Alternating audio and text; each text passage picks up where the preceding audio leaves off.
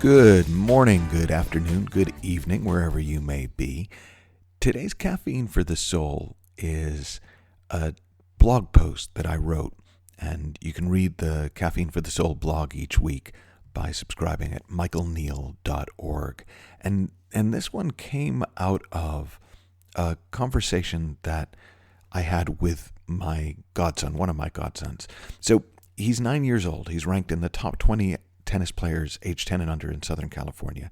He's been playing since he was 4. His hand-eye coordination is amazing. When he was 5, I realized that he could switch hit a baseball better than I could when I was playing Little League. And I tried to convince him to take up baseball instead of tennis so that he could live out my unfulfilled childhood dreams of playing shortstop for the Boston Red Sox. But it didn't work out that way.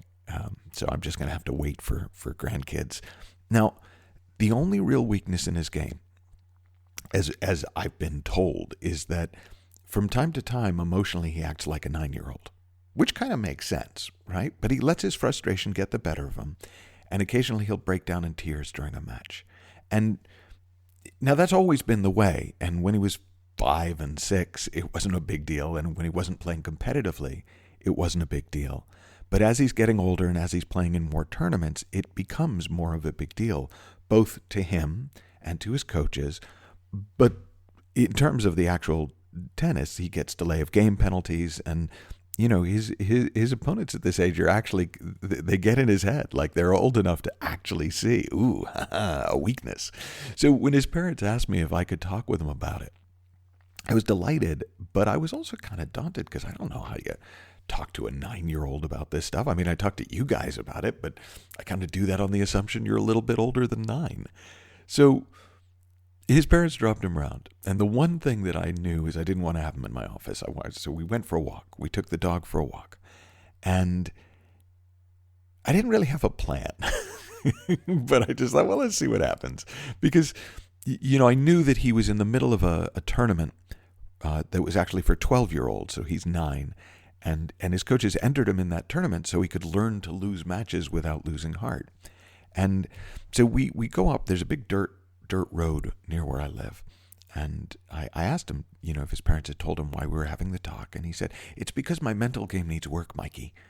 And sometimes I get really mad at myself and I make an unforced error and then I make even more mistakes and you're going to help me with that. So I asked him, do you ever make unforced errors without getting upset? Or do you ever get upset with yourself when you're winning? And he said no. But then we kept walking, and he started to remember times where the game was going well, but he'd still get frustrated, and other times where the game wasn't going well, but he was able to just enjoy playing it. So I said to him, so it's not the unforced errors, and it can happen even when things going well. So what do you think it really is that frustrates you?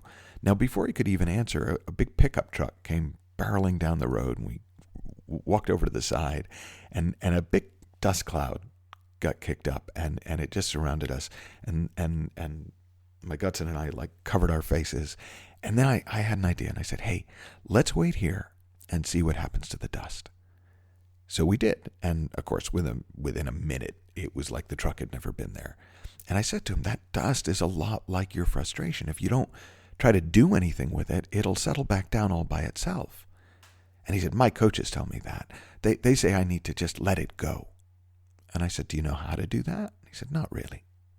So we kept walking, and we enjoyed the views and the dog chasing the shadows, and other cars and trucks drove by, and some of them kicked up a lot of dust, and some of them barely brought up any dust at all.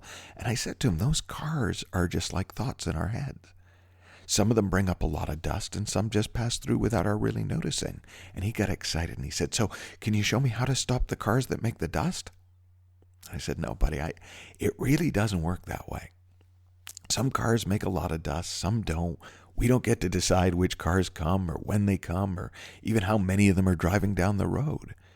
And he seemed disappointed, but I carried on. I said, now, imagine you could stop one of the cars when it drove by, and you made him drive back and forth and back and forth and back and forth over the same bit of road. What would happen? Big dust. he said, and he got all twinkly again, and we kept walking. And I said, that's right. That's what it's like when we keep thinking about the same thing, running it in our mind again and again and again. Instead of the cars moving on and the dust settling, our whole head gets filled up with dust, and we can't see where we're going or what we're doing. So he said, well, if I can't control the cars or the dust, how am I going to stop getting so frustrated? Well, I thought that was a really good question. So I thought for a minute, and then I said, well, when you're playing really good tennis, do you think about how you're feeling? He said, not really. He said, I sometimes think about which side of the court to hit to or whether to come up to the net, but mostly I just play. I said, that's right. That's why you don't have to try to stop the cars. And he went, huh? In that kind of Scooby-Doo voice. And I said, look, when the next car comes, let's stop and study the dust. So a few minutes later we did, and our scientific inquiry came to the conclusion that the dust had a very dusty quality to it. And I said to him, now, watch what happens if after the next car comes, we just keep walking. And the car came, and the dust came up, and we just kept walking. That's the secret right there, buddy. I said, you don't have to do anything about the dust or the cars that kick up the dust. You get to just play tennis. Everything else will take care of itself. Now, at that point, we turned off the road and onto a hiking trail, and the dog ran on ahead, and our conversation moved on to winning and losing. And I said, well, okay, if two tennis players were going to play a match, and one of them was undefeated, 50 wins, no losses, the other one had won 20 games but lost 30, who do you think would win? The undefeated one, he said. Well, what if the one who was undefeated was playing against 6-year-olds, and the one who was 20 and 30 was playing against professionals? Well, then I think the one who only won 20 games would probably win. That's what I think too, I said. Winning and losing is mostly about the level of competition you're facing. It doesn't mean anything about you. You're okay either way. And the cool thing is, when you play against people who are better than you usually get better. I know, he said, once again sounding like someone much wiser than his years. That's why I'm playing in this tournament. I already know how to win, so they say it's time I learned how to lose.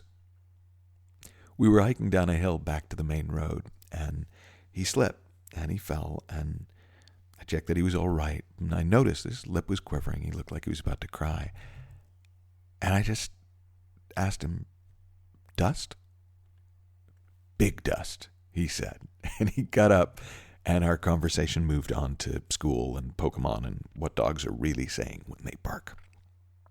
So, postscript. Next day, he calls me late in the afternoon, and he says that he lost his match, but played well, even though he made a lot of unforced errors. And he said, thank you, Mikey, for the conversation about the dust, and all was right with my world. Now, is that it? Is he never going to lose again because he knows about dust? It doesn't really work that way either. Thought is a constant variable. And no matter how clearly we see it in one moment, in the next moment, our feelings look like they're caused by something outside of us, by the luck of the draw or our opponent or our unforced errors. But he's seen something about it now. And because what he's seen is true, it's going to change the way he thinks and feels about his thoughts and feelings. And if his love of the game continues, I'm sure his success is going to continue as well. He's a really talented kid. But win or lose, he'll be okay. Because he always has been.